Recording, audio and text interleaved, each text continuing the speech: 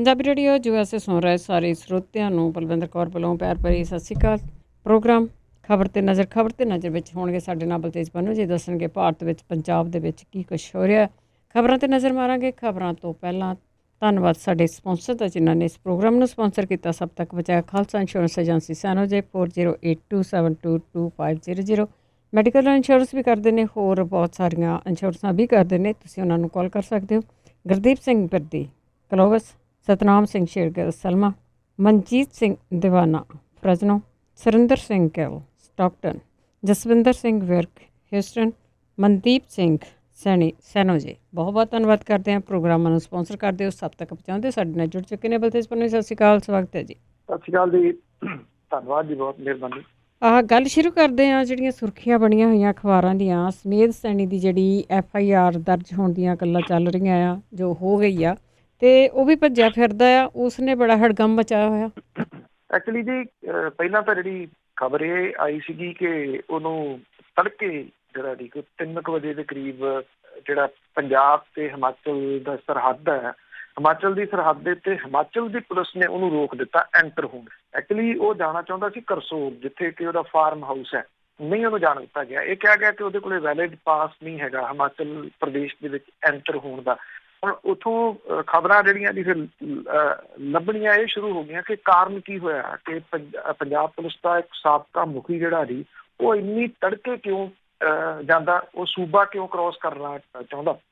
ਫਿਰ ਜਿਹੜਾ ਜੀ ਉਹਦੇ ਵਿੱਚੋਂ ਕਹਾਣੀ ਨਹੀਂ, ਤੇ ਅਸਲ ਦੇ ਵਿੱਚ ਮੋਹਾਲੀ ਦੇ ਜਿਹੜਾ ਜੀ ਥਾਣਾ ਪੈਂਦਾ ਮਟੌਰ, ਉਹਦੇ ਵਿੱਚ ਇੱਕ ਮਾਮਲਾ ਦਰਜ ਕੀਤਾ ਗਿਆ, ਜਿਹਦੇ ਵਿੱਚ ਸਮੇਧ ਸੈਣੀ ਸਣੇ 6 ਹੋਰ ਪੁਲਿਸਮੈਨਾਂ ਦੇ ਖਿਲਾਫ ਕੇਸ ਦਰਜ ਜਿਹੜਾ ਜੀ ਉਹ ਕੀਤਾ ਗਿਆ। 29 ਅਗਸਤ ਤੇ 1991 ਨੂੰ ਜਿਹੜਾ ਸੀਗਾ ਇਹਦੇ ਸਮੇਧ ਸੈਣੀ ਦੇ ਉੱਤੇ ਹੋਏ ਹਮਲੇ ਤੋਂ ਬਾਅਦ 2 ਅਫਸਰਾਂ ਨੇ ਜਿਹੜਾ ਮੁਲਤਾਨੀ ਸੀ, ਬਲਵੰਤ ਸਿੰਘ ਮੁਲਤਾਨੀ, ਉਹਨੂੰ ਚੁੱਕ ਲਿਆ ਸੀਗਾ ਜੀ। ਔਰ ਉਹਦੇ ਘਰ ਦੇ ਬੜੀ ਲੰਬੀ ਲੜਾਈ ਲੜਦੇ ਰਹੇ, ਅੱਜ ਵੀ ਲੜ ਰਹੇ। 32 ਸਾਲ ਹੋ ਗਏ।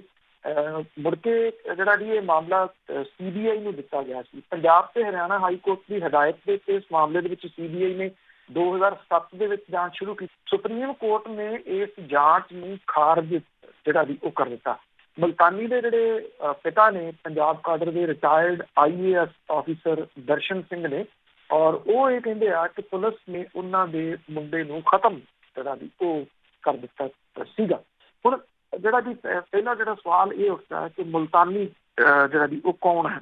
ਉਹ ਇੱਕ ਤਾਂ IAS ਆਫਿਸਰ ਦਾ ਜਿਹੜਾ ਜੀ ਉਹ ਮੁੰਡਾ ਸੀਗਾ, ਦੂਜਾ ਉਹ ਪ੍ਰੋਫੈਸਰ ਦਵਿੰਦਰਪਾਲ ਸਿੰਘ ਭੁੱਲਰ ਦਾ ਨਜ਼ਦੀਕੀ ਰਿਸ਼ਤੇਦਾਰ ਸੀਗਾ ਜੀ, ਜਿਹਦੇ ਕਰਕੇ ਇਹ ਕਿਹਾ ਜਾ ਰਿਹਾ ਕਿ ਉਹਦੇ ਉੱਤੇ ਇੰਨੀ ਮੁਸੀਬਤ ਜਿਹੜੀ ਜੀ ਉਹ ਆਈ। ਚੰਡੀਗੜ੍ਹ ਦੇ ਵਿੱਚ SSP ਦੇ ਅਹੁਦੇ ਦੇ ਉੱਤੇ ਰਹਿੰਦਿਆਂ ਹੋਇਆ ਸਮੇਧ ਸੈਣੀ ਤੇ ਹੋਏ ਹਮਲੇ ਤੋਂ ਬਾਅਦ ਪ੍ਰੋਫੈਸਰ ਭੁੱਲਰ ਦਾ ਪਤਾ ਟਿਕਾਣਾ ਜਿਹੜਾ ਸੀਗਾ ਉਹ ਪੁੱਛਣ ਦੇ ਵਾਸਤੇ ਸਮੇਧ ਸੈਣੀ ਦੇ ਕਹਿਣ ਤੇ UP ਪੁਲਿਸ ਨੇ ਬਲਵੰਤ ਸਿੰਘ ਮੁਲਤਾਨੀ ਨੂੰ ਜਬਰੀ ਘਰੋਂ ਚੁੱਕਿਆ। ਅੰਨੇ ਤਸ਼ੱਦਦ ਕਰਕੇ ਮੁਲਤਾਨੀ ਦੀ ਪੁਲਿਸ ਹਿਰਾਸਤ ਦੇ ਵਿੱਚ ਮੌਤ ਹੋ ਗਈ, ਜਿਹੜੀ ਦੱਸਿਆ ਜਾ ਰਿਹਾ। ਬਾਅਦ ਦੇ ਵਿੱਚ ਪੁਲਿਸ ਨੇ ਲਾਸ਼ ਜਿਹੜੀ ਸੀਗੀ ਜੀ ਉਹਨੂੰ ਖੁਰਦ-ਬੁਰਦ ਕਰਨ ਦੇ ਮੰਤਵ ਦੇ ਨਾਲ ਬਲਵੰਤ ਮੁਲਤਾਨੀ ਨੂੰ ਪੁਲਿਸ ਹਿਰਾਸਤ ਤੋਂ ਫਰਾਰ ਹੋਇਆ ਵਿਖਾ ਕੇ ਕੇਸ ਦੀ ਫਾਈਲ ਬੰਦ ਕਰਤੀ। ਅੱਜ ਤੱਕ ਲਾਸ਼ ਨਹੀਂ ਮਿਲੀ। ਜਿਹੜਾ ਸਿਟਕੋ ਚੰਡੀਗੜ੍ਹ ਦੇ ਵਿੱਚ ਹੈ ਜੀ, ਸਨਅਤੀ ਐਂਡ ਸੈਰ ਸਪਾਟਾ ਨਿਗਮ, ਉਹਦੇ ਵਿੱਚ ਬਤੌਰ ਜੂਨੀਅਰ ਇੰਜੀਨੀਅਰ ਤਾਇਨਾਤ ਸੀਗਾ ਬਲਵੰਤ ਸਿੰਘ ਮੁਲਤਾਨੀ। 11 ਦਸੰਬਰ 91 ਨੂੰ ਤੜਕੇ 4 ਵਜੇ ਚੰਡੀਗੜ੍ਹ ਦੀ ਪੁਲਿਸ ਨੇ ਉਦੋਂ ਦੇ DSP ਬਲਦੇਵ ਸਿੰਘ ਸੈਣੀ ਦੀ ਅਗਵਾਈ ਦੇ ਹੇਠ ਘਰੋਂ ਚੁੱਕ ਕੇ ਉਹਨੂੰ ਹਾਊਸਫੈਡ ਕੰਪਲੈਕਸ ਫੇਜ਼ 10 ਦੇ ਵਿੱਚ ਲੈ ਗਈ। ਉੱਥੋਂ ਪੁਲਿਸ ਨੇ 2 ਹੋਰ ਜਣਿਆਂ ਨੂੰ ਘਰੋਂ ਚੁੱਕਿਆ। ਇਹਨਾਂ ਨੂੰ ਲਿਆ ਕੇ ਸੈਕਟਰ 17 ਥਾਣੇ ਦੇ ਵਿੱਚ ਬੰਦ ਕਰਤਾ। ਇਹਨਾਂ ਨੂੰ ਰਸਤੇ ਨਾਲ ਪੁੱਠਾ ਲਮਕਾ ਕੇ ਬਹੁਤ ਬੁਰੇ ਤਰੀਕੇ ਨਾਲ ਕੁੱਟਿਆ ਗਿਆ, ਕਰੰਟ ਵੀ ਲਾਇਆ ਗਿਆ। 2 ਦਿਨਾਂ ਬਾਅਦ 13 ਦਸੰਬਰ ਨੂੰ ਮੁਲਤਾਨੀ ਦੇ ਖਿਲਾਫ ਵੱਖ-ਵੱਖ ਧਾਰਾਵਾਂ ਤਹਿਤ ਕੇਸ ਦਰਜ ਕੀਤਾ ਗਿਆ। ਇਸ ਤੋਂ ਬਾਅਦ ਪੁਲਿਸ ਨੇ ਰਾਮਪੁਰਾ ਸਕੂਲ ਤੋਂ ਪ੍ਰੋਫੈਸਰ ਭੁੱਲਰ ਦੇ ਸਹੁਰੇ ਕੁਲਤਾਰ ਸਿੰਘ ਨੂੰ ਘਰੋਂ ਚੁੱਕਿਆ। ਉਹਨੂੰ CIA ਸਟਾਫ ਚੰਡੀਗੜ੍ਹ ਲਿਆ ਕੇ ਹਵਾਲਾਤ ਦੇ ਵਿੱਚ ਬੰਦ ਕੀਤਾ। ਇਹ ਅਸਲ ਜਿਹੜੀ ਜੀ ਉਹ ਕਹਾਣੀ ਸੀ ਇਹਦੇ ਪਿੱਛੇ। ਜਿਹੜਾ ਮੁਲਤਾਨੀ ਸੀਗਾ ਜੀ ਉਹ ਫੇਰ ਨਹੀਂ ਲੱਭਿਆ ਕਿ ਉਹ ਕਿੱਥੇ ਗਿਆ। ਇਹ ਉਸ ਤਰ੍ਹਾਂ ਦੀਆਂ ਜਿਹੜੀਆਂ ਦੀ ਲਾਸ਼ਾਂ ਸਨ, ਜਿਨ੍ਹਾਂ ਲਾਸ਼ਾਂ ਦੀ ਕਹਾਣੀ ਪਾਉਂਦਿਆਂ ਪੰਜਾਬ ਦੇ ਵਿੱਚ ਇੱਕ ਮਨੁੱਖੀ ਅਧਿਕਾਰਾਂ ਦੇ ਵਾਸਤੇ ਜੂਝਣ ਵਾਲਾ ਜਿਹੜੇ ਜੀ ਉਹ ਖੁਦ ਲਾਸ਼ ਬਣ ਗਏ ਸਨ। ਲਾਸ਼ ਉਹਨਾਂ ਦੀ ਵੀ ਜਿਹੜੀ ਜੀ ਉਹ ਨਹੀਂ ਲੱਭੀ।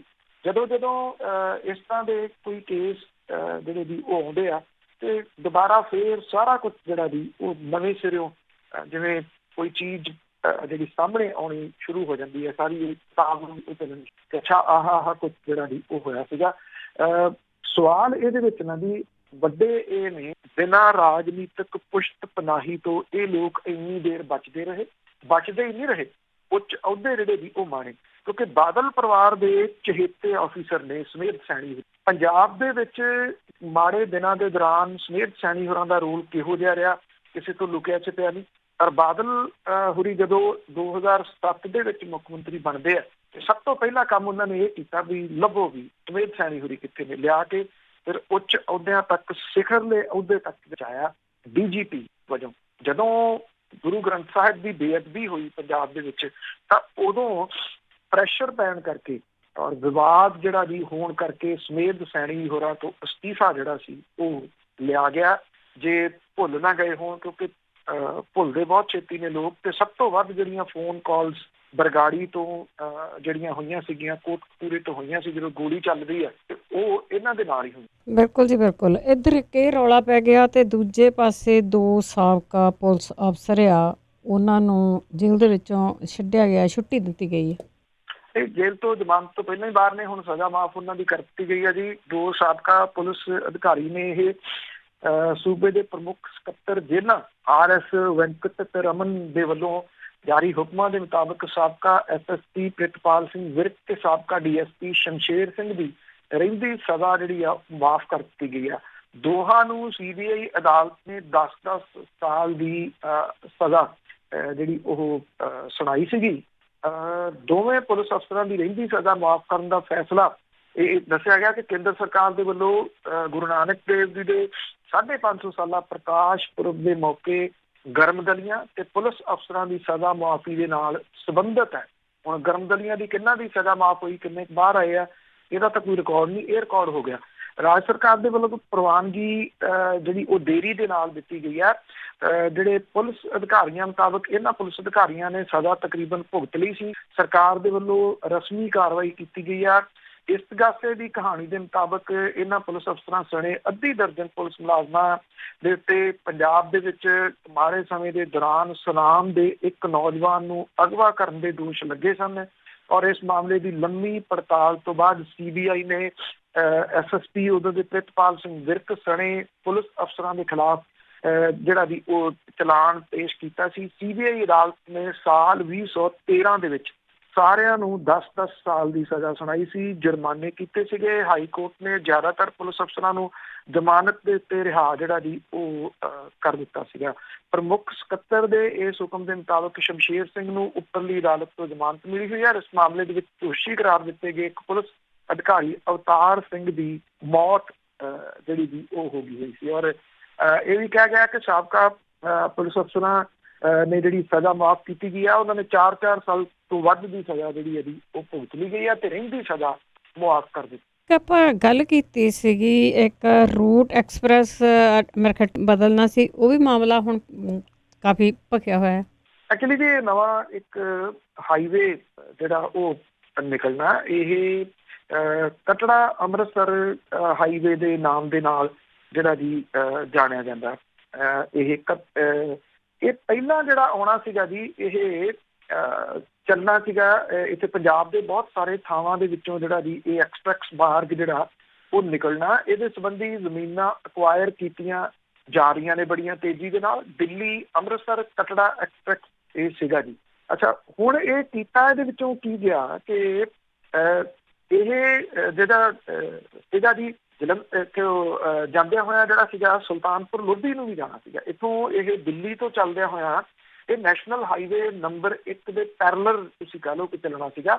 ਇੱਧਰੋਂ ਆਉਂਦਿਆਂ ਹੋਇਆ ਇਹ ਜਿਹੜਾ ਦੀ ਪਾਤੜਾ ਭਵਾਨੀਗੜ੍ਹ ਇਸ ਪਾਸਿਓਂ ਦੀ ਜਾਂਦਿਆਂ ਜਿਹੜਾ ਜੀ ਇਹਨੇ ਅੱਗੋਂ ਨਕੋਦਰ ਦੇ ਵਿੱਚੋਂ ਦੀ ਲੰਘ ਕੇ ਸੁਲਤਾਨਪੁਰ ਲੋਧੀ ਗੋਇੰਦਵਾਲ ਸਾਹਿਬ ਉੱਥੋਂ ਇਹ ਅੰਮ੍ਰਿਤਸਰ ਜਾਣਾ ਸੀਗਾ। ਅੰਮ੍ਰਿਤਸਰ ਤੋਂ ਜਿਹੜਾ ਜੀ ਫਿਰ ਕਟੜੇ ਨੂੰ ਜਾਣਾ ਸੀ, ਕਿਉਂਕਿ ਇਹ ਇਸ ਤਰ੍ਹਾਂ ਦੇ ਧਾਰਮਿਕ ਜਗ੍ਹਾ ਨੇ ਜੀ ਦੋ, ਸੁਲਤਾਨਪੁਰ ਲੋਧੀ ਤੇ ਗੋਇੰਦਵਾਲ ਸਾਹਿਬ। ਇਹ ਦੋਨੋਂ ਮੇਨ ਸੜਕਾਂ ਤੋਂ ਬਹੁਤ ਹਟਵੇਂ ਆ। ਜੇ ਆਪਾਂ ਸਿੱਖ ਧਰਮ ਦੇ ਵਿੱਚ ਇਹਨਾਂ ਦੀ ਮਹੱਤਤਾ ਦੀ ਗੱਲ ਕਰੀਏ ਤਾਂ ਮਹੱਤਤਾ ਬਹੁਤ ਹੈ ਇਹਨਾਂ ਦੋਨਾਂ ਸ਼ਹਿਰਾਂ ਦੀ। ਗੁਰੂ ਨਾਨਕ ਸਾਹਿਬ ਦੇ ਨਾਲ ਸੰਬੰਧਿਤ ਸੁਲਤਾਨਪੁਰ ਲੋਧੀ, ਜਿੱਥੇ ਉਹ ਆਪਣੀ ਉਮਰ ਦੇ 14 ਸਾਲ ਤੋਂ ਵੱਧ ਸਮਾਂ ਜਿਹੜਾ ਵੀ ਰਹੇ, ਜਿੱਥੇ ਉਹਨਾਂ ਨੇ ਮੋਦੀਖਾਨੇ ਦੇ ਵਿੱਚ ਨੌਕਰੀ ਕੀਤੀ, ਉਹਨਾਂ ਦੇ ਬੇਟਿਆਂ ਦਾ ਜਨਮ ਹੋਇਆ, ਔਰ ਸਭ ਤੋਂ ਅਹਿਮ ਉੱਥੇ ਜਿਹੜਾ ਮੂਲ ਮੰਤਰ ਆ ਉਹ ਉਚਾਰਿਆ ਗਿਆ। ਏਡੀ ਵੱਡੀ ਮਹੱਤਤਾ ਹੈ ਇਸ ਦੀ। ਔਰ ਉੱਥੋਂ ਸੁਲਤਾਨਪੁਰ ਲੋਧੀ ਤੋਂ ਕੋਈ 15 ਕਿਲੋਮੀਟਰ ਹਟਵਾਂ ਹੈ, ਬਿਆਸ ਦਰਿਆ ਦੇ ਐਨ ਦੂਜੇ ਪਾਸੇ ਗੋਇੰਦਵਾਲ ਸਾਹਿਬ। ਗੋਇੰਦਵਾਲ ਸਾਹਿਬ ਜਿਹੜਾ ਜੀ ਉਹ ਤੀਸਰੇ ਪਾਤਸ਼ਾਹ ਗੁਰੂ ਅਮਰਦਾਸ ਜੀ ਨੇ ਵਸਾਇਆ ਸੀਗਾ, ਤੇ ਇੱਥੋਂ ਲੰਗਰ ਦੀ ਪ੍ਰਥਾ ਸ਼ੁਰੂ ਗੋਇੰਦਵਾਲ ਸਾਹਿਬ ਤੋਂ। ਉਹਦੇ ਨਾਲ ਲਗਭਗ 6 ਕਿਲੋਮੀਟਰ ਉੱਥੋਂ ਪੈ ਜਾਂਦਾ ਜੀ ਖਡੂਰ ਸਾਹਿਬ, ਜਿੱਥੇ ਗੁਰੂ ਅੰਗਦ ਸਾਹਿਬ ਜਿਹੜੇ ਸੀਗੇ ਜੀ ਉਹਨਾਂ ਦਾ ਬਸੇਰਾ ਸੀ। ਮਤਲਬ ਕਿ ਇਹ ਬੜੇ ਅਹਿਮ ਜਿਹੜੇ ਵੀ 3 ਸਥਾਨ ਇਸ ਐਕਸਪ੍ਰੈਸਵੇ ਮਾਰਗ ਦੇ ਉੱਤੇ ਆਉਣੇ ਸੀ। ਪਿਛਲੇ ਦਿਨੀ ਹੋਇਆ ਇਹ ਹੈ ਜੀ, ਇਹਨੂੰ ਬਦਲ ਦਿੱਤਾ ਗਿਆ, ਇਹਦਾ ਰੂਟ ਜਿਹੜਾ ਜੀ। ਔਰ ਰੂਟ ਦਾ ਜਿਹੜਾ ਨਵਾਂ ਬਦਲਿਆ ਹੋਇਆ ਇੱਥੇ ਨਕਸ਼ਾ ਹੈ, ਉਹ ਹੁਣ ਇਹ ਕਹਿੰਦਾ ਕਿ ਜਿਹੜਾ ਇਹ ਐਕਸਪ੍ਰੈਸਵੇ ਮਾਰਗ ਹੈ, ਇਹ ਸੁਲਤਾਨਪੁਰ ਲੋਧੀ ਗੋਇੰਦਵਾਲ ਸਾਹਿਬ ਦੇ ਵਿੱਚੋਂ ਹੁੰਦਿਆਂ ਹੋਇਆ ਇਹ ਅੰਮ੍ਰਿਤਸਰ ਨਹੀਂ ਜਾਊਗਾ, ਬਲਕਿ ਇਹ ਸਾਈਡ ਤੋਂ ਹੋ ਕੇ ਹੁਣ ਕਰਤਾਰਪੁਰ ਆ ਕੇ ਕਰਤਾਰਪੁਰ ਤੋਂ ਸਿੱਧਾ ਗੁਰਦਾਸਪੁਰ ਨੂੰ ਨਿਕਲ ਕੇ ਕਟੜੇ ਚੱਲ ਜੂਗਾ। ਮਤਲਬ ਕਿ ਇਹਦੇ ਵਿੱਚੋਂ ਸੁਲਤਾਨਪੁਰ ਲੋਧੀ ਗੋਇੰਦਵਾਲ ਸਾਹਿਬ ਮੰਤਰੀ ਨਹੀਂ ਕੀਤੇ ਗਏ, ਬਲਕਿ ਇਹਦੇ ਵਿੱਚੋਂ ਅੰਮ੍ਰਿਤਸਰ ਜਿਹੜਾ ਜੀ ਉਹਨੂੰ ਵੀ ਸਾਈਡ ਦੇ ਉੱਤੇ ਕੱਢ ਦਿੱਤਾ ਗਿਆ। ਜਦੋਂ ਪਿਛਲੇ ਦਿਨੀ ਇਹ ਮਾਮਲਾ ਭਖਿਆ ਤਾਂ ਹਰਸਿਮਰਤ ਕੌਰ ਬਾਦਲ ਹੋਰਾਂ ਦਾ ਬੜਾ ਹਾਸੋਹੀਣਾ ਜਿਹਾ ਬਿਆਨ ਇਹਦੇ ਉੱਤੇ ਆਇਆ ਸੀਗਾ, ਔਰ ਉਹਨਾਂ ਨੇ ਇਹ ਗੱਲ ਜਿਹੜੀ ਆਖੀ ਸੀਗੀ ਕਿ ਉਹਦੀ ਜਿਹੜਾ ਕਰਤਾਰਪੁਰ ਤੋਂ ਜਿਹੜਾ ਪਹਿਲਾ ਹਾਈਵੇ ਜਾਂਦਾ ਉਹਨੂੰ ਵਰਤਿਆ ਜਾਊਗਾ ਤੇ ਨਾਲ ਨਾਲ ਇੱਕ ਸੜਕ ਹੋਰ ਬਣਾ ਦਿੱਤੀ ਜਾਊਗੀ। ਕਿਆ ਬੱਚਿਆਂ ਵਾਲਾ ਜਿਹੜਾ ਜੀ ਉਹ ਬਿਆਨ ਸੀਗਾ। ਪਹਿਲਾ ਹਾਈਵੇ ਕਿਹੜਾ ਜਾਂਦਾ, ਨੈਸ਼ਨਲ ਹਾਈਵੇ ਨੰਬਰ 1 ਜਿਹੜਾ ਜਾਂਦਾ ਅੰਮ੍ਰਿਤਸਰ ਨੂੰ, ਉਹ ਤਾਂ ਪਹਿਲਾਂ ਹੀ ਜਾ ਰਿਹਾ। ਇਹਦੇ ਵਿੱਚੋਂ ਇਹ ਅਹਿਮ ਸ਼ਹਿਰ ਜਿਹੜੇ ਵੀ ਉਹ ਮੰਤਰੀ ਕਰਕੇ ਜਿਹੜੇ ਨੇ, ਜਿਨ੍ਹਾਂ ਦੀ ਇਤਿਹਾਸਕ ਬੜੀ ਮਹੱਤਤਾ ਹੈ, ਉਹ ਕੀ ਕਾਰਨ ਹੈ ਜੀ, ਇਹਦਾ ਕੋਈ ਜਵਾਬ ਨਹੀਂ ਦੇ ਸਕਿਆ। ਹਾਂ, ਇਹਦੇ ਉੱਤੇ ਜੇ ਕੋਈ ਵਿਅਕਤੀ ਜਿਹੜਾ ਜੀ ਉਹ ਵਧੀਆ ਕੰਮ ਕਰ ਰਿਹਾ ਜਾਂ ਇਸ ਮਸਲੇ ਨੂੰ ਉਭਾਰ ਰਹੇ ਆ, ਉਹ ਸੰਸਦ ਮੈਂਬਰ ਅੰਮ੍ਰਿਤਸਰ ਤੋਂ ਗੁਰਜੀਤ ਸਿੰਘ ਔਜਲਾ ਹੋਰੀ ਨੇ। ਉਹ ਲਗਾਤਾਰ ਇਹਨੂੰ ਜਿਹੜਾ ਜੀ ਉਹ ਉਭਾਰ ਰਹੇ ਆ। ਇਹ 2016 ਦੇ ਵਿੱਚ ਇਹ ਮਨਜ਼ੂਰੀ ਜਿਹੜੀ ਜੀ ਉਹ ਮਿਲੀ ਸੀ। ਇਹਦੇ ਨਾਲ ਜਿਹੜੀ ਦਿੱਲੀ ਜਾਣ ਦੀ ਦੂਰੀ ਆ 200 ਕਿਲੋਮੀਟਰ ਘੱਟ ਜਾਂਦੀ, ਔਰ ਦਿੱਲੀ ਤੱਕ ਦਾ ਰਸਤਾ ਜਿਹੜਾ ਉਹ ਤਕਰੀਬਨ ਤੁਸੀਂ ਕਹਿ ਲਓ ਕਿ 2 ਘੰਟੇ ਘੱਟ ਜਿਹੜਾ ਵੀ ਉਹ ਲੱਗਣਗੇ। ਔਰ ਇਹਦਾ ਜਿਹੜਾ ਫਾਇਦਾ ਇਹ ਵੀ ਹੋਣਾ ਕਿ ਨੈਸ਼ਨਲ ਹਾਈਵੇ ਨੰਬਰ 1 ਦੇ ਉੱਤੇ ਜਿਹੜਾ ਬੋਝ ਆ, ਮਤਲਬ ਕਿ ਉੱਥੇ ਤੁਸੀਂ ਜਦੋਂ ਮਰਜ਼ੀ ਚੱਲ ਜਾਓ ਉਹ ਬਿਜ਼ੀ ਰਹਿੰਦਾ, ਉਹਦੇ ਨਾਲ ਜਿਹੜਾ ਜੀ ਟ੍ਰੈਫਿਕ ਘਟਣਾ। ਪਰ ਇਹਦੇ ਵਿੱਚੋਂ ਇਹ ਸ਼ਹਿਰ ਜਿਹੜੇ ਜੀ ਉਹ ਮੰਤਰੀ ਕਿਉਂ ਕਰ ਦਿੱਤੇ ਗਏ ਆ, ਇਸ ਮਾਮਲੇ ਵਿੱਚ ਵੀ ਪੰਜਾਬ ਭਾਜਪਾ ਆ ਉਹ ਵੀ ਫਸੀ ਹੋਈ ਮਹਿਸੂਸ ਕਰਦੀ ਆ। ਉਹ ਕਹਿੰਦੇ ਵੀ ਅਸੀਂ ਇਹਦੇ ਬਾਰੇ ਗੱਲਬਾਤ ਕਰ ਰਹੇ ਹਾਂ, ਉੱਤੋਂ ਜਿਹੜਾ ਜੀ ਭਰੋਸਾ ਦਿੱਤਾ ਗਿਆ ਕਿ ਹਾਂ ਕੋਈ ਗੱਲ ਨਹੀਂ, ਇਹ ਜਿਹੜਾ ਜੀ ਇਸ ਮਾਮਲੇ ਵਿੱਚ ਮੁੜ ਕੇ ਵਿਚਾਰ ਕੀਤਾ ਜਾਊਗਾ ਜਾਂ ਨਹੀਂ। ਪਰ ਇੰਨਾ ਜ਼ਰੂਰ ਹੈ ਕਿ ਚੁੱਪ ਕੀਤਿਆਂ ਇਹਨੂੰ ਜਿਹੜਾ ਵੀ ਉਹ ਕੱਢ ਦੇਣਾ। ਔਰ ਅਕਾਲੀ ਦਲ ਦੀ ਇਹਦੇ ਉੱਤੇ ਜਿਹੜੀ ਚੁੱਪ, ਕਿਉਂਕਿ ਉਹ ਭਾਈਵਾਲ ਆ ਔਰ ਉਹ ਗੁਰੂ ਨਾਨਕ ਸਾਹਿਬ ਦੇ 550 ਸਾਲਾਂ ਦੇ ਮੌਕੇ ਦੇ ਉੱਤੇ ਕਰੋੜਾਂ ਰੁਪਏ ਖਰਚ ਕਰਕੇ ਸਟੇਜਾਂ ਲਾ ਕੇ ਇਹਨੂੰ ਜਿਹੜਾ ਵੀ ਉਹ ਕੈਸ਼ ਕਰਾਉਂਦਾ ਰਿਹਾ। ਤੇ ਹੁਣ ਇਹ ਜਿਹੜੇ ਸ਼ਹਿਰ ਨੇ ਟੋਟਲੀ ਸਾਈਡ ਲਾਈਨ ਜਿਹੜੇ ਵੀ ਉਹ ਕਰ ਦਿੱਤੇ ਗਏ ਆ। ਇਸ ਮਾਮਲੇ ਦੇ ਉੱਤੇ ਉਹ ਬੱਚਿਆਂ ਵਾਲੇ ਬਿਆਨ ਜਿਹੜੇ ਵੀ ਉਹ ਦੇ ਰਹੇ ਵੀ ਨਹੀਂ। ਪਹਿਲਾਂ ਜਿਹੜਾ ਜਾਂਦਾ ਹਾਈਵੇ ਉਹ ਕਹਿੰਦੇ ਜੀ ਇੱਥੋਂ ਹੁਣ ਕਰਤਾਰਪੁਰ ਤੋਂ ਫਟ ਕੇ 2 ਹਿੱਸਿਆਂ 'ਚ ਹੋ ਜਾਊਗਾ ਇਹ ਹਾਈਵੇ, ਤੇ ਇੱਕ ਜਿਹੜਾ ਵੀ ਉਹ ਅੰਮ੍ਰਿਤਸਰ ਨੂੰ ਚੱਲ ਜੂ, ਉਹ ਤਾਂ ਪਹਿਲਾਂ ਹੀ ਜਾ ਰਿਹਾ, ਉਹਦੀ ਤਾਂ ਕੋਈ ਗੱਲ ਹੀ ਨਹੀਂ। ਗੱਲ ਤਾਂ ਇਹ ਜਿਹੜਾ ਦਿੱਲੀ ਅੰਮ੍ਰਿਤਸਰ ਕਟੜਾ ਹਾਈਵੇ ਸੀਗਾ ਉਹ ਤਾਂ ਇਹਦੇ ਉੱਤੇ ਹੈ ਜੀ ਸਵਾਲ। ਸਰਦਾ ਜੂ ਰਿਹਾ ਜੀ ਇਦਾਂ ਦੇ ਬਿਆਨ ਦੇ ਕੇ, ਬਚਕਾਨਾ ਬਿਆਨ ਦੇ ਕੇ। ਤੇ ਅੱਗੇ ਲੇਬਰ ਦੇ ਸੰਕਟ ਦੀ ਗੱਲ ਕਰਦੇ ਆ, ਉਸ ਨੂੰ ਪੰਜਾਬ 'ਚ ਕਿਵੇਂ ਲਿਆ ਜਾ ਰਿਹਾ ਹੈ? ਦੇਖੋ ਇਹ ਸੰਕਟ ਤਾਂ ਅਜੇ ਬੇਸ਼ੱਕ ਕੋਈ ਗੱਲ ਕਰੇ ਜਾਂ ਨਾ ਕਰੇ, ਹੈਰਾਨੀ ਇਸ ਗੱਲ ਦੀ ਹੁੰਦੀ ਹੈ ਕਿ ਇੱਕ ਪਾਸੇ ਤਾਂ ਇਹ ਕਿਹਾ ਜਾ ਰਿਹਾ ਕਿ ਛੇਤੀ ਦੀ ਅਸੀਂ ਇੰਡਸਟਰੀ ਜਿਹੜੀ ਉਹ ਸ਼ੁਰੂ ਕਰ ਦੇਣੀ ਆ, ਤੇ ਲੇਬਰ ਜਿਹੜੀ ਹੈ ਜੀ ਉਹ ਗੱਡੀਆਂ ਤੇ ਚੜਾਈ ਜਾ ਰਹੀ ਹੈ ਕਿ ਜਾਓ ਤੁਸੀਂ ਟਿਕਟਾਂ ਜਿਹੜੀਆਂ ਜੀ ਕਰਕੇ। ਦੇਖੋ ਰੋਕਿਆ ਨਹੀਂ ਜਾ ਸਕਦਾ ਕਿਸੇ ਨੂੰ, ਉਹਨਾਂ ਦੇ ਕੋਲੇ ਵੀ ਓਨਾ ਹੀ ਹੱਕ ਹੈ, ਉਹ ਆਪਣੇ ਪਿੰਡ ਜਾ ਸਕਦੇ। ਇਹ ਕੋਈ ਬੰਦੂਆ ਮਜ਼ਦੂਰ ਤਾਂ ਹੈ ਨਹੀਂ ਵੀ ਜਿਹਨਾਂ ਨੂੰ ਕਬਜ਼ਾ ਕਰਕੇ ਜਿਹੜਾ ਵੀ ਰੱਖਣਾ। ਪਰ ਜਿੰਨੇ ਪੈਸੇ ਟਿਕਟਾਂ ਦੇ ਉੱਤੇ ਤੁਸੀਂ ਲਾ ਰਹੇ ਹੋ ਉਹਦੇ ਨਾਲ ਇਹਨਾਂ ਦੀ ਰੋਟੀ ਪਾਣੀ ਦਾ ਇੰਤਜ਼ਾਮ ਕੀਤਾ ਹੁੰਦਾ, ਕਮ ਸੇ ਕਮ ਭੁੱਖ ਇਹਨਾਂ ਨੂੰ ਨਾ ਸਤਾਉਂਦੀ, ਤੇ ਇਹ ਇੱਥੇ ਜਿਹੜਾ ਵੀ ਉਹ ਟਿਕੇ ਰਹਿੰਦੇ। ਪੰਜਾਬ ਦੇ ਵਿੱਚ 15 ਲੱਖ ਦੇ ਕਰੀਬ ਖੇਤੀ ਮਜ਼ਦੂਰ ਨੇ ਜੀ, ਔਰ ਜਿਹੜਾ ਇਹ ਕਿਹਾ ਜਾ ਰਿਹਾ ਕਿ ਲੇਬਰ ਸੰਕਟ ਕਰਕੇ ਜਿਹੜਾ ਸਮਾਜਿਕ ਸੰਕਟ ਉੱਭਰ ਰਿਹਾ ਉਹ ਕਈ ਕਿਸਮ ਦੀਆਂ ਵੰਡੀਆਂ ਜਿਹੜੀਆਂ ਜੀ ਉਹ ਪਾ ਰਿਹਾ। ਪੇਂਡੂ ਪੰਜਾਬ ਦੇ ਵਿੱਚੋਂ ਹੁਣ ਮਜ਼ਦੂਰਾਂ ਦੇ ਸੰਕਟ ਨੂੰ ਲੈ ਕੇ ਬਾਈਕਾਟ ਦੇ ਹੋਕੇ ਜਿਹੜੇ ਆ ਜੀ ਉਹ ਲੱਗਣ ਲੱਗੇ ਆ। ਇਹ ਸੰਕਟ ਨੇ ਭਾਈਚਾਰੇ 'ਚ ਦਫੇੜ ਦਾ ਮੁੱਢ ਬੰਨ੍ਹ ਦਿੱਤਾ ਹੈ। ਪਿੰਡਾਂ ਦੇ ਘੜੰਮ ਚੌਧਰੀ ਜਿਹੜੇ ਆ ਉਹ ਮੌਕੇ ਨੂੰ ਲਕੀਰਾਂ ਖਿੱਚਣ ਲਈ ਵਰਤਣ ਦੇ ਰਾਹ ਤੁਰ ਪਏ ਆ। ਪੰਜਾਬ 'ਚੋਂ ਕਰੀਬ 11 ਲੱਖ ਮਜ਼ਦੂਰ ਹਿਜਰਤ ਦੇ ਰਾਹ ਪਏ ਆ। 6 ਲੱਖ ਮਜ਼ਦੂਰ ਇਕੱਲੇ ਲੁਧਿਆਣੇ ਦੇ ਆ। 35 ਸੈਕਟਰ ਦੇ ਇਸ ਮਜ਼ਦੂਰ ਤਬਕੇ ਦਾ ਪ੍ਰਵਾਸ ਉਹ ਇਸ ਤਰ੍ਹਾਂ ਦਾ ਪ੍ਰਭਾਵ ਜਿਹੜਾ ਜੀ ਬਣਾ ਰਿਹਾ ਜਿਵੇਂ ਖੇਤੀ ਸੈਕਟਰ ਦੀ ਲੇਬਰ ਨੇ ਵਾਪਸੀ ਕਰ ਲਈ ਹੋਵੇ। ਇੰਨਾ ਜ਼ਰੂਰ ਹੈ ਕਿ ਜਿਹੜੀ ਵਿਸਾਖੀ ਦੇ ਮੌਕੇ ਦੇ ਉੱਤੇ ਪੰਜਾਬ ਦੇ ਵਿੱਚ ਆਰਜ਼ੀ ਲੇਬਰ ਆਉਂਦੀ ਹੁੰਦੀ ਸੀ, ਉਹ ਐਤਕੀ ਨਹੀਂ ਆਈ। ਕਿਸਾਨਾਂ ਦੇ ਵੱਲੋਂ ਮਤੇ ਪਾਸ ਕਰਕੇ ਜਿਹੜੀ ਮਜ਼ਦੂਰੀ ਦੇਣ ਦੀ ਬੁਨਿਆਦੀ ਕਰਵਾਈ ਜਾ ਰਹੀ ਹੈ ਕਿ ਇੰਨੀ ਮਜ਼ਦੂਰੀ ਦਿੱਤੀ ਜਾਊਗੀ, ਜਦਕਿ ਮਜ਼ਦੂਰ ਭਾਈਚਾਰੇ ਨੇ ਅੰਦਰੋਂ ਅੰਦਰੀ ਜਿਹੜੀ ਹੈ ਜੀ ਉਹ ਲਾਮਬੰਦੀ ਸ਼ੁਰੂ ਕਰ ਦਿੱਤੀ ਹੈ। ਠੇਕੇ ਦੇ ਉੱਤੇ ਜ਼ਮੀਨਾਂ ਲੈਣ ਵਾਲੇ ਕਿਸਾਨ ਮੁਕਰਨ ਲੱਗੇ ਆ। ਕਿਸਾਨੀ ਦੇ ਦਰਮਿਆਨ ਇੱਕ ਨਵੀਂ ਲਕੀਰ ਖੜੀ ਹੋਣ ਲੱਗੀ ਆ। ਕਿਸਾਨ ਮਜ਼ਦੂਰ ਧਿਰਾਂ ਇਸ ਮਾਮਲੇ ਦੇ ਉੱਤੇ ਗੰਭੀਰ ਨੇ, ਜੋ ਕਿਸੇ ਵੀ ਸੂਰਤ ਦੇ ਵਿੱਚ ਦਰਾੜ ਨਹੀਂ ਜਿਹੜਾ ਜੀ ਉਹ ਵੇਖਣਾ ਚਾਹੁੰਦੀਆਂ। ਕਿਸਾਨਾਂ ਨੂੰ ਡਰ ਇਸ ਗੱਲ ਦਾ ਹੈ ਕਿ ਕਿਤੇ ਲੋਕਲ ਜਿਹੜੇ ਮਜ਼ਦੂਰ ਨੇ ਉਹ ਪਰ ਏਕੜ ਦਾ ਭਾਅ ਉੱਚਾ ਨਾ ਚੁੱਕ ਲੈਣ। ਮੁਕਤਸਰ ਜ਼ਿਲ੍ਹੇ ਦੇ ਬਲਾਕ ਗਿੱਦੜਬਾਹਾ ਨੇ ਇਹਦਾ ਮੁੱਢ ਬੰਨਿਆ। ਹੁਣ ਸਮੁੱਚੇ ਮਾਲਵੇ ਦੇ ਵਿੱਚ ਫੋਕੇ ਵੱਜਣ ਲੱਗੇ ਆ। ਮਲੋਟ ਦੇ ਪਿੰਡ ਮਹੂਆਣਾ ਦੀ ਪੰਚਾਇਤੀ ਇਕੱਠ ਨੇ ਜ਼ਮੀਨ ਦਾ ਠੇਕਾ ਜਿਹੜਾ ਫਿਕਸ ਕਰਤਾ। ਬਠਿੰਡਾ ਦੇ ਪਿੰਡ ਜੀਦਾ ਦੀ ਪੰਚਾਇਤ ਨੇ ਲੇਬਰ ਦਾ ਪਰ ਏਕੜ 3000 ਤੋਂ 3200 ਰੁਪਇਆ ਰੇਟ ਤੈਅ ਕੀਤਾ। ਜਿਹੜਾ ਪਾਲਣਾ ਨਹੀਂ ਕਰੂਗਾ ਉਹਨੂੰ 10,000 ਰੁਪਏ ਜੁਰਮਾਨਾ ਰੱਖਿਆ ਗਿਆ। ਪਿੰਡ ਗੁਰੂਸਰ ਭਗਤਾ ਨੇ ਵੀ ਪ੍ਰਤੀ ਏਕੜ ਝੋਨੇ ਦੀ ਲਵਾਈ ਦਾ ਭਾਅ 3000 ਰੁਪਏ ਨਿਸ਼ਚਿਤ ਕਰਤਾ। ਮੋਗਾ ਦੇ ਪਿੰਡ ਰਣੀਕੇ ਨੇ ਠੇਕੇ ਦਾ ਭਾਅ ਬੰਨ੍ਹ ਦਿੱਤਾ। ਮਾਨਸਾ ਦੇ ਪਿੰਡ ਭੈਣੀ ਬਾਘਾ ਦੇ ਵਿੱਚ ਮਤਾ ਪਾਸ ਕੀਤਾ ਗਿਆ। ਠੇਕੇ ਦੀ ਅਦਾਇਗੀ 2 ਕਿਸ਼ਤਾਂ ਦੇ ਵਿੱਚ ਕਰਨੀ ਹੈ। ਪਹਿਲਾਂ ਇੱਥੋਂ ਇੱਕ ਕਿਸ਼ਤ ਦੇ ਵਿੱਚ ਅਦਾਇਗੀ ਹੁੰਦੀ ਸੀ। ਮਜ਼ਦੂਰ ਦਾ ਭਾਅ 3200 ਰੁਪਏ ਤੈਅ ਕੀਤਾ ਗਿਆ। ਬਰਨਾਲਾ ਜ਼ਿਲ੍ਹੇ ਦੇ ਦਰਜਨਾਂ ਪਿੰਡਾਂ ਦੇ ਵਿੱਚ ਕੁੜੱਤਣ ਵਧਣ ਲੱਗੀ ਹੈ। ਪਿੰਡ ਚੀਮਾ ਦੀ ਪੰਚਾਇਤ ਨੇ 1 ਲੱਖ ਰੁਪਏ ਦਾ ਜੁਰਮਾਨਾ ਵੀ ਜਿਹੜਾ ਵੀ ਉਹ ਰੱਖ ਦਿੱਤਾ। ਜੇ ਇਹ ਹਾਲਾਤ ਜਿਹੜੇ ਵੀ ਉਹ ਬਣ ਗਏ ਤੇ ਜਿਹੜੇ ਇੱਥੋਂ ਦੀ ਲੇਬਰ ਹੈ ਪੰਜਾਬ ਦੀ ਲੋਕਲ ਲੇਬਰ ਹੈ ਤੇ ਪੰਜਾਬ ਦੇ ਕਿਸਾਨਾਂ ਦੇ ਵਿਚਾਲੇ ਇੱਕ ਲੀਹ ਜਿਹੜੀ ਹੈ ਜੀ ਉਹ ਖਿੱਚੀ ਜਾਣੀ ਆ। ਅਫਵਾਹਾਂ ਕਈ ਕਿਸਮ ਦੀਆਂ ਜਿਹੜੀਆਂ ਜੀ ਉਹ ਫੈਲ ਰਹੀਆਂ ਨੇ। ਪਿੰਡ ਜੇਠੂਕੇ ਦੇ ਵਿੱਚ ਇੱਕ ਅਫਵਾਹ ਨੇ ਤਕਰੀਬਨ ਲਕੀਰ ਜਿਹੜੀ ਜੀ ਉਹ ਖਿੱਚੀ ਦੇਣੀ ਸੀਗੀ ਔਰ ਇਹ ਕਿਹਾ ਜਾ ਰਿਹਾ ਕਿ ਪੰਚਾਇਤਾਂ ਦੇ ਵੱਲੋਂ ਪਾਏ ਗਏ ਜਿਹੜੇ ਮਤੇ ਨੇ ਇਹ ਕਾਨੂੰਨੀ ਜੱਦ ਦੇ ਵਿੱਚ ਨਹੀਂ ਆਉਂਦੇ। ਇਹ ਭਾਵੇਂ ਆਰਜੀ ਸਮਾਜਿਕ ਸੰਕਟ ਹੈ ਪਰ ਜਾਤ ਪਾਤ ਦੀ ਕੰਧ ਜਿਹੜੀ ਹੈ ਜੀ ਉਹਨੂੰ ਹੋਰ ਮਜ਼ਬੂਤ ਕਰਨ ਵੱਲ ਨੂੰ ਇਹ ਕਈ ਸਟੈਪ ਜਿਹੜੇ ਜੀ ਉਹ ਲਏ ਜਾਣਗੇ। ਆਪਾਂ ਪਿਛਲੇ ਕਈ ਦਿਨਾਂ ਤੋਂ ਇਹ ਜਿਹੜਾ ਦੀ ਗੱਲਬਾਤ ਦੇ ਵਿੱਚ ਇਸ ਮਸਲੇ ਨੂੰ ਉਭਾਰ ਰਹੇ ਹਾਂ ਕਿ ਪੰਜਾਬ ਦੇ ਵਿੱਚ ਇਹ ਸਮੱਸਿਆ ਜਿਹੜੀ ਹੈ ਜੀ ਉਹ ਖੜੀ ਹੋਣ ਵਾਲੀ ਆ।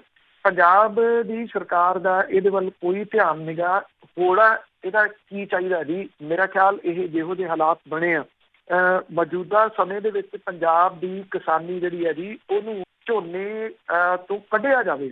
ਜੇ ਕੱਢਿਆ ਜਾਂਦਾ ਤਾਂ ਉਹਦੇ ਵਾਸਤੇ ਕਿਸਾਨਾਂ ਨੂੰ ਕੁਝ ਭਰੋਸੇ ਜਿਹੜੇ ਜੀ ਉਹ ਦੇਣੇ ਪੈਣਗੇ। ਜਿਹੜੀਆਂ ਬਦਲਵੀਆਂ ਫਸਲਾਂ ਨੇ ਡਾਈਵਰਸਿਫਿਕੇਸ਼ਨ ਹੈ ਉਹਦੇ ਵਾਸਤੇ ਮੰਡੀਕਰਨ ਜਿਹੜਾ ਜੀ ਉਹ ਕਿਵੇਂ ਹੋਊਗਾ, ਕੀ ਕੁਝ ਹੋਊਗਾ। ਜੇ ਕਿਤੇ ਇਹ ਦੱਸਿਆ ਜਾਵੇ ਤਾਂ ਇਹ ਇੱਕ ਸਮਾਂ ਜੇ ਇਹਨੂੰ ਪੋਜ਼ਿਟਿਵ ਵੇ ਦੇ ਨਾਲ ਲਿਆ ਜਾਵੇ ਤਾਂ ਇਹ ਵੀ ਹੋ ਸਕਦਾ ਕਿ ਪੰਜਾਬ ਝੋਨੇ ਦੇ ਵਿੱਚੋਂ ਨਿਕਲਣ ਲਈ ਕਮ ਸੇ ਕਮ ਹੰਭਲਾ ਤਾਂ ਮਾਰੇ। ਜਦੋਂ ਨਿਕਲ ਜਾਊਗਾ ਇਹ ਤਾਂ ਨਹੀਂ ਕਹਿੰਦੇ, ਪਰ ਜੇ ਸ਼ੁਰੂਆਤ ਕੀਤੀ ਜਾਵੇ ਇਸ ਪਾਸੇ ਵੱਲ ਨੂੰ ਤੇ ਨਿਕਲਣ ਵੱਲ ਨੂੰ ਰਾਹ ਖੁੱਲ੍ਹ ਸਕਦੇ ਆ। ਪਰ ਇਹਦੇ ਲਈ ਗੰਭੀਰ ਵਿਚਾਰਾਂ ਕਰਨੀਆਂ ਹੋਣਗੀਆਂ। ਇਹਦੇ ਵਾਸਤੇ ਮਾਹਰ ਲੋਕ ਜਿਹੜੇ ਨੇ ਜਿਹੜੇ ਗਰਾਊਂਡ ਰਿਐਲਿਟੀ ਜਾਣਦੇ ਆ, ਦਫ਼ਤਰਾਂ 'ਚ ਬਹਿ ਕੇ ਨਹੀਂ ਜਿਹੜਾ ਵੀ ਇਹ ਚਲਾਉਂਦੇ, ਜਿਹੜੇ ਗਰਾਊਂਡ ਰਿਐਲਿਟੀ ਜਾਣਦੇ ਆ ਉਹਨਾਂ ਦੀਆਂ ਸਲਾਹਾਂ ਲਈਆਂ ਜਾਣ। ਪਰ ਜਦੋਂ ਸਰਕਾਰ ਚੱਲਣੀ ਹਿਮਾਚਲ ਪ੍ਰਦੇਸ਼ ਤੋਂ ਆ ਤੇ ਇੱਥੋਂ ਪੰਜਾਬ ਦੀਆਂ ਸਮੱਸਿਆਵਾਂ ਦਾ ਫਿਰ ਇਹਨੂੰ ਕਿਵੇਂ ਫਿਕਰ ਹੋਊਗਾ। ਬਿਲਕੁਲ ਸਹੀ ਆ ਜੀ। ਜੇ ਕੁਝ ਕਰਨਾ ਚਾਹਣ ਤੇ ਬਹੁਤ ਕੁਝ ਹੋ ਸਕਦਾ। ਤਾਂ ਅੱਗੇ ਬੈਂਕਾਂ ਦੀ ਗੱਲ, ਪਟਿਆਲੇ ਦੇ ਵਿੱਚ 2 ਬੈਂਕਾਂ ਦੀਆਂ ਬ੍ਰਾਂਚਾਂ ਸੀਲ ਹੋਈਆਂ। ਐਕਚੁਅਲੀ ਜੀ ਇੱਥੇ ਦਸਤਕਤਾ ਜਿਹੜੀ ਜੀ ਉਹ ਸਾਰੇ ਜਗ੍ਹਾ ਹੀ ਆ। ਕੋਈ ਜ਼ਿਲ੍ਹਾ ਜਿਹੜਾ ਜੀ ਉਹ ਪੰਜਾਬ ਦਾ ਇਸ ਵੇਲੇ ਬਚਿਆ ਹੋਇਆ ਨਹੀਂ ਗਾ। 22 ਦੇ 22 ਜ਼ਿਲ੍ਹੇ ਨੇ ਜੀ। ਇੱਕੋ ਡਿਸਟ੍ਰਿਕਟ ਜਿਹੜਾ ਉਹ ਗ੍ਰੀਨ ਜ਼ੋਨ ਦੇ ਵਿੱਚ ਦੱਸਿਆ ਜਾ ਰਿਹਾ। ਹਾਲਾਂਕਿ ਜੇ ਆਪਾਂ ਨੰਬਰਾਂ ਦਾ ਹਿਸਾਬ ਕਿਤਾਬ ਲਾਈਏ ਤੇ ਨੰਬਰਾਂ ਦੇ ਹਿਸਾਬ ਦੇ ਨਾਲ ਉਹ ਹੈ ਨਹੀਂ ਗ੍ਰੀਨ 'ਚ ਅਜੇ, ਪਰ ਜਿਹੜੀਆਂ ਆਫੀਸ਼ੀਅਲੀ ਆ ਉਹ ਸ਼ੋ ਕਰ ਰਿਹਾ ਕਿ ਗ੍ਰੀਨ ਦੇ ਵਿੱਚ ਫਾਜ਼ਿਲਕਾ ਹੈਗਾ। ਗ੍ਰੀਨ ਦੇ ਵਿੱਚ ਮੈਂ ਇਸ ਤਰ੍ਹਾਂ ਕਹਿ ਰਿਹਾ ਕਿ ਨਹੀਂ ਹੈ ਕਿ ਬਠਿੰਡਾ ਗ੍ਰੀਨ 'ਚੋਂ ਨਿਕਲ ਗਿਆ। 39 ਉੱਥੇ ਨੇ, 39 ਫਾਜ਼ਿਲਕਾ ਨੇ। ਇਹ ਦੋਨੋਂ ਸੇਮ ਕੇਸ ਨੇ। ਫਿਰ ਜਿਹੜਾ ਵੀ ਉਹ ਗ੍ਰੀਨ 'ਚ ਕਿਵੇਂ ਰਹਿ ਗਿਆ। ਪਟਿਆਲੇ ਦੇ ਵਾਸਤੇ ਵੀ ਕੋਈ ਚੰਗੀ ਖਬਰ ਨਹੀਂ ਦਿੱਤੀ। ਨਿਊ ਆਫਿਸਰ ਕਾਲੋਨੀ ਤੇ ਕਿਲਾ ਚੌਕ ਜਿਹੜਾ ਜੀ ਇਹ ਅੰਦਰਲਾ ਏਰੀਆ ਪੈਂਦਾ, ਜਿਹੜੇ ਸ਼ਹਿਰ ਦੇ ਅੰਦਰੂਨੀ ਹਿੱਸਾ ਉੱਥੇ, ਤੇ ਇਹ ਨਿਊ ਆਫਿਸਰ ਕਾਲੋਨੀ ਇੱਥੇ YPS ਪੈਂਦਾ ਜੀ। ਉੱਥੇ ਸਟੇਟ ਬੈਂਕ ਆਫ ਇੰਡੀਆ ਦੀਆਂ ਬ੍ਰਾਂਚਾਂ ਨੇ ਜੀ, ਦੋ, ਨਿਊ ਆਫਿਸਰ ਕਾਲੋਨੀ ਵਾਲੀ ਤੇ ਕਿਲਾ ਚੌਕ ਵਾਲੀ। ਇਹਨਾਂ ਦੋ ਬ੍ਰਾਂਚਾਂ ਦੇ ਵਿੱਚ ਤਾਇਨਾਤ ਸੇਵਾਦਾਰ ਦਾ ਕੰਮ ਕਰਦੇ ਮਾਂ ਤੇ ਬੇਟੀ ਜਿਹੜੇ ਨੇ ਉਹ ਕਰੋਨਾ ਪੋਜ਼ਿਟਿਵ ਪਾਏ ਗਏ ਆ। ਦੋਨੋਂ ਬ੍ਰਾਂਚਾਂ ਜਿਹੜੀਆਂ ਜੀ ਉਹ ਬੰਦ ਕਰ ਦਿੱਤੀਆਂ ਗਈਆਂ ਨੇ। ਸਿਹਤ ਵਿਭਾਗ ਨੇ ਦੋਨਾਂ ਬੈਂਕਾਂ ਦੇ 20 ਦੇ ਕਰੀਬ ਜਿਹੜੇ ਮੁਲਾਜ਼ਮ ਨੇ ਉਹਨਾਂ ਦੇ ਸੈਂਪਲ ਲਏ ਆ। ਵੱਡਾ ਚੈਲੰਜ ਇਹ ਆ ਕਿ ਇਹ ਦੋਵੇਂ ਮਹਿਲਾ ਸੇਵਾਦਾਰ ਜਿਹੜੇ ਨੇ ਉਹ ਬੈਂਕ ਦੇ ਮੇਨ ਗੇਟ ਦੇ ਉੱਤੇ ਬੈਂਕ ਦੇ ਵਿੱਚ ਆਉਣ ਜਾਣ ਵਾਲੇ ਜਿਹੜੇ ਲੋਕ ਸੀ ਉਹਨਾਂ ਨੂੰ ਸੈਨੀਟਾਈਜ਼ ਕਰਦੇ, ਔਰ ਇਹ ਦੋਨਾਂ ਨੇ ਕਿੰਨੇ ਗਾਹਕਾਂ ਦੇ ਸੰਪਰਕ ਦੇ ਵਿੱਚ ਉਹ ਆਈਆਂ। ਜਿਹੜੀ ਸ਼ਹਿਰ ਵਾਲੀ ਬ੍ਰਾਂਚ ਆ ਜੀ ਉਹ ਅੰਦਰੂਨੀ ਹਿੱਸੇ ਦੇ ਵਿੱਚ ਤੁਸੀਂ ਸੋਚ ਸਕਦੇ ਹੋ ਕਿ ਲੋਕ ਤੁਰ ਕੇ ਆ ਜਾਂਦੇ, ਤਾਂ ਕਰਫਿਊ ਵਾਲੇ ਕੋਈ ਗੱਲ ਹੀ ਨਹੀਂ ਇਹ ਹੈਗੀ। ਜਿੱਥੋਂ ਤੱਕ ਇਹ ਆਫਿਸਰ ਕਲੋਨੀ ਵਾਲੀ ਬ੍ਰਾਂਚ ਹੈ, ਇੱਥੇ ਜਿਹੜੀਆਂ ਫੀਸਾਂ ਵਗੈਰਾ ਨੇ YPS ਦੀਆਂ ਸਾਰੀਆਂ ਫੀਸਾਂ ਇੱਥੇ ਭਰੀਆਂ ਜਾਂਦੀਆਂ ਨੇ। ਬੜੀ ਇਹ ਬਿਜ਼ੀ ਬ੍ਰਾਂਚ ਹੈ। ਉੱਥੇ ਕਿੰਨੇ ਲੋਕ ਇਹਦੇ ਸੰਪਰਕ ਦੇ ਵਿੱਚ ਆਏ ਕੋਈ ਹਿਸਾਬ ਵੀ ਨਹੀਂ। ਜਿਹੜਾ ਹੁਣ ਇਹ ਜਿੱਥੇ ਇਹ ਰਹਿੰਦੇ ਨੇ ਉਹ ਏਰੀਆ ਪੈਂਦਾ ਜੀ, ਜਿਹੜਾ ਇਹ ਮੈਂ ਇੱਥੇ ਆਪਣੇ ਕੈਪਟਨ ਅਮਰਿੰਦਰ ਸਿੰਘ ਹੋਰਾਂ ਦਾ, ਉਹਦੇ ਬਿਲਕੁਲ ਨਾਲ ਲੱਗਵੀਂ ਇੱਕ ਕਾਲੋਨੀ ਆ ਗੁਰੂ ਤੇਗ ਬਹਾਦਰ ਕਾਲੋਨੀ। ਗੁਰੂ ਤੇਗ ਬਹਾਦਰ ਕਾਲੋਨੀ ਜਿਹੜੀ ਜੀ ਇੱਥੇ ਇੱਕ ਗੁਰਦੁਆਰਾ ਹੈ ਜਿਹੜਾ ਇਤਿਹਾਸਕ ਹੈ, 9ਵੇਂ ਪਾਤਸ਼ਾਹ ਦੇ ਨਾਲ ਸੰਬੰਧਿਤ ਮੋਤੀ ਬਾਗ, ਉਹਦੇ ਨਾਲ ਉਹਦੀ ਕੰਧ ਦੇ ਨਾਲ ਲੱਗਵਾ ਇਹ ਏਰੀਆ ਹੈ ਜਿਹੜਾ ਗੁਰੂ ਤੇਗ ਬਹਾਦਰ ਕਾਲੋਨੀ। ਗੁਰੂ ਤੇਗ ਬਹਾਦਰ ਕਾਲੋਨੀ ਨੂੰ ਵੀ ਰਾਤ ਜਿਹੜਾ ਵੀ ਉਹ ਸੀਲ ਕੀਤਾ ਗਿਆ, ਔਰ ਉਹ ਜਿਹੜਾ ਸੀਲ ਕਰਨ ਤੋਂ ਬਾਅਦ ਉੱਥੇ ਵੀ ਸੈਂਪਲ ਲਏ ਜਾ ਰਿਹਾ। ਇਹ ਕਿਹਾ ਜਾ ਰਿਹਾ ਕਿ ਇੱਥੇ ਜਿੱਥੇ ਇਹ ਔਰਤ ਤੇ ਉਹਦੀ ਬੇਟੀ ਰਹਿੰਦੇ ਉਹ ਛੋਟੇ ਛੋਟੇ ਕਮਰੇ ਨੇ ਉੱਥੇ, ਔਰ ਉੱਥੇ ਵੱਡੀ ਗਿਣਤੀ ਦੇ ਵਿੱਚ ਜਿਹੜਾ ਜੀ ਉਹ ਲੋਕ ਰਹਿੰਦੇ ਆ। ਇਹ ਬਹੁਤੇ ਉਹ ਨੇ ਜਿਹੜੇ ਗੁਰਦੁਆਰੇ ਤੋਂ ਰੋਜ਼ ਜਿਹੜਾ ਜੀ ਉਹ ਲੰਗਰ ਛਕਣ ਵਾਸਤੇ ਜਿਹੜਾ ਜੀ ਉੱਥੇ ਜਾਂਦੇ। ਮਤਲਬ ਕਿ ਅੱਗੇ ਤੋਂ ਅੱਗੇ ਜੇ ਆਪਾਂ ਲਾਈਏ ਤਾਂ ਲਿੰਕ ਜਿਹੜਾ ਉਹ ਦੂਰ ਤੱਕ ਜਾ ਕੇ ਜਿਹੜਾ ਜੀ ਉਹ ਜੁੜ ਜਾਂਦਾ।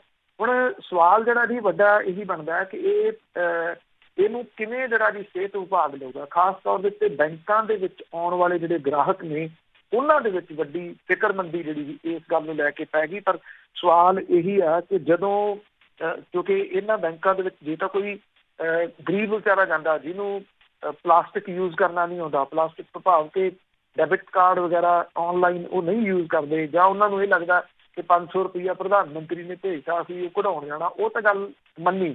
ਜਿਹੜੇ ਲੋਕਾਂ ਨੂੰ ਮਾੜੇ ਮੋਟੇ ਕੰਮ ਦੀ ਉਹ ਵੀ ਤੁਰੇ ਜਾਂਦੇ ਨੇ, ਬੈਂਕ ਜਿਹੜਾ ਨਹੀਂ ਉਹ ਹੋ ਕੇ ਆਇਆ, ਇਹ ਉਹਨਾਂ ਦੇ ਵਾਸਤੇ ਇੱਕ ਕਿਸਮ ਦੇ ਨਾਲ ਚੈਲੰਜ ਹੋ ਸਕਦਾ ਜੀ। ਹੁਣ ਵੀ ਜਦੋਂ ਮੰਨਣ ਨੂੰ ਕਿਸੇ ਦੀ ਸੁਣਨ ਦੇ ਵਾਸਤੇ ਗੱਲ ਜਿਹੜਾ ਜੀ ਉਹ ਤਿਆਰ ਨਹੀਂ ਸੀਗੇ, ਤੇ ਹੁਣ ਉਹ ਭੁਗਤਣਗੇ। ਜੀ ਜੀ ਜੀ, ਬਹੁਤ ਥਾਵਾਂ ਤੇ ਭੁਗਤਣਗੇ ਜੀ। ਤੇ ਅੱਗੇ ਸ਼ਰਾਬ ਦੀ ਗੱਲ ਕੱਲ੍ਹ ਕੀਤੀ ਸੀਗੀ, ਪੰਜਾਬ ਦੇ ਵਿੱਚ ਠੇਕਿਆਂ ਦਾ ਕੀ ਹਾਲ ਆ? ਉੱਥੇ ਕਿਸ ਤਰ੍ਹਾਂ ਖੁੱਲ੍ਹੇ ਆ ਜਾਂ ਕਿਸ ਤਰ੍ਹਾਂ ਰਿਹਾ ਆ?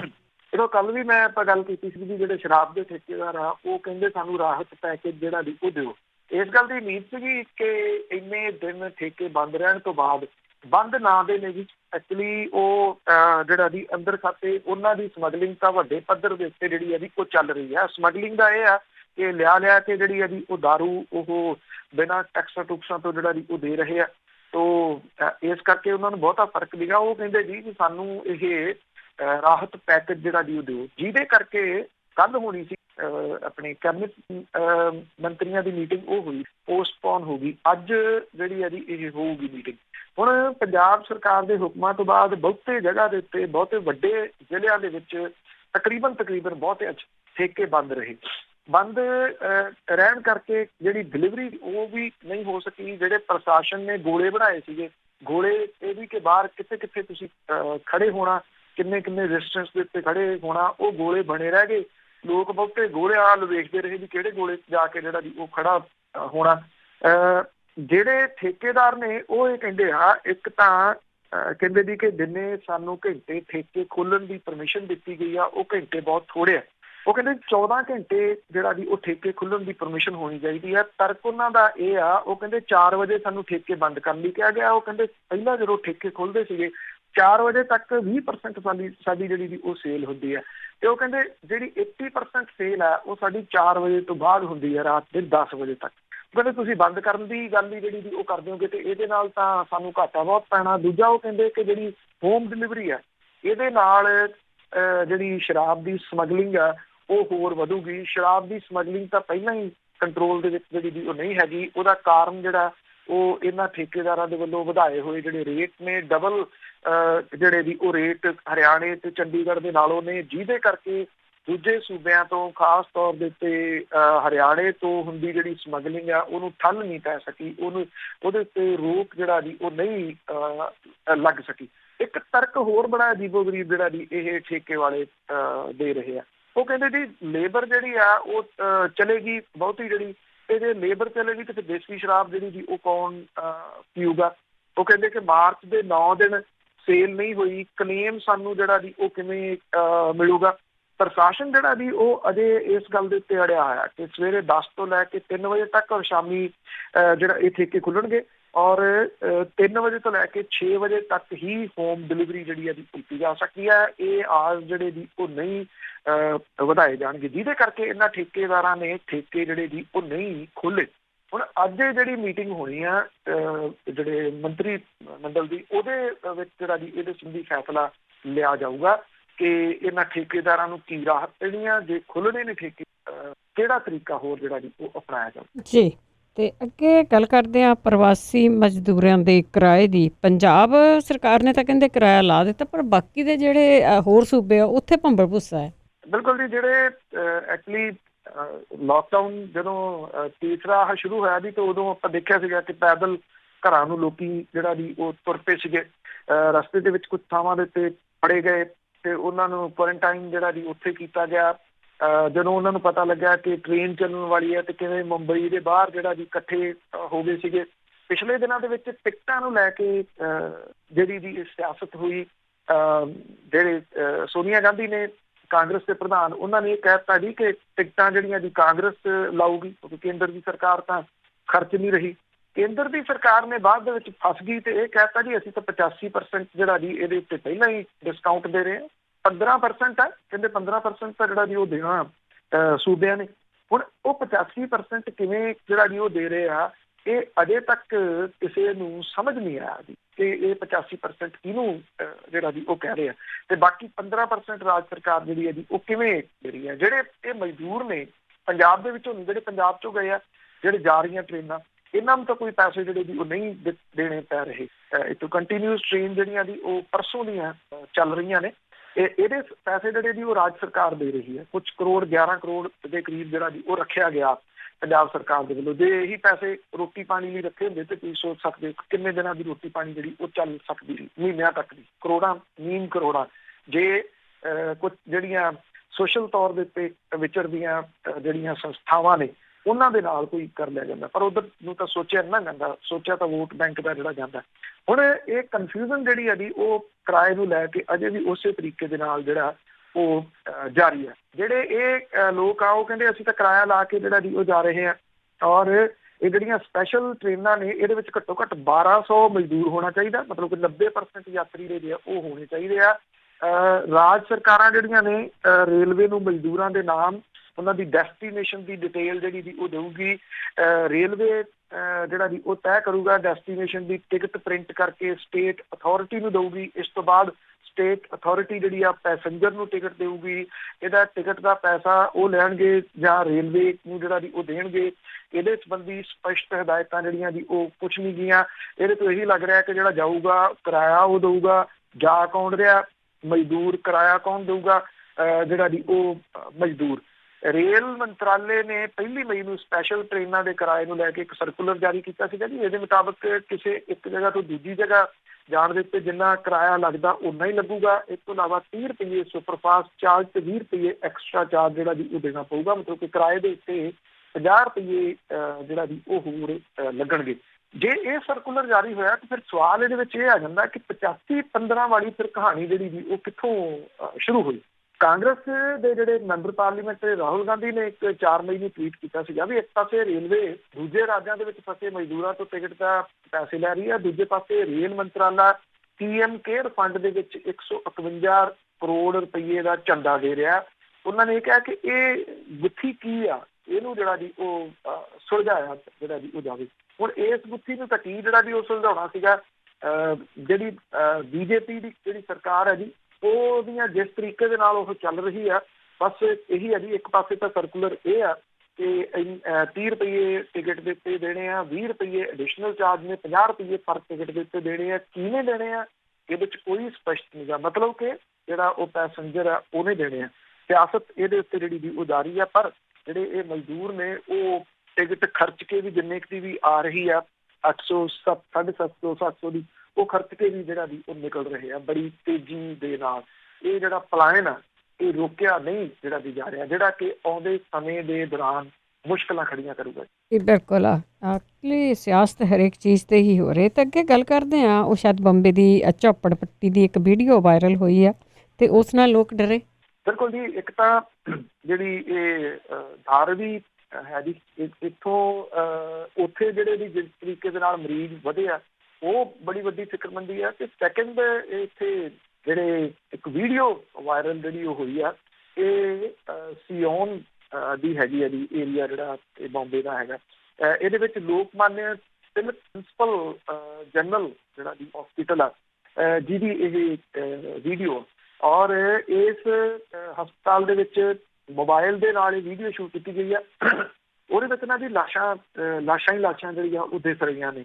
ਉਹ ਤਿੰਨ ਥਾਵਾਂ ਤੋਂ ਬੰਨੀਆਂ ਹੋਈਆਂ ਨੇ ਲਾਸ਼ਾਂ, ਕੁਛ ਜਿਹੜੀਆਂ ਬੈੱਡ ਤੇ ਪਈਆਂ ਨੇ, ਕੋਈ ਸਾਈਡ ਦੇ ਉੱਤੇ ਜਿਹੜੀਆਂ ਕੀਤੀਆਂ ਹੋਈਆਂ ਨੇ। ਉੱਥੇ ਨਾਲ ਹੀ ਮਰੀਜ਼ ਜਿਹੜੇ ਆ ਜੀ ਉਹ ਪਏ ਆ। ਕੋਈ ਮਰੀਜ਼ ਜਿਹੜਾ ਉਹਨੂੰ ਗਲੂਕੋਸ ਲੱਗਾ ਹੋਇਆ, ਕੋਈ ਮਰੀਜ਼ ਉਹਨੂੰ ਆਕਸੀਜਨ ਜਿਹੜੀ ਆ ਜੀ ਉਹ ਦਿੱਤੀ ਹੋਈ ਆ।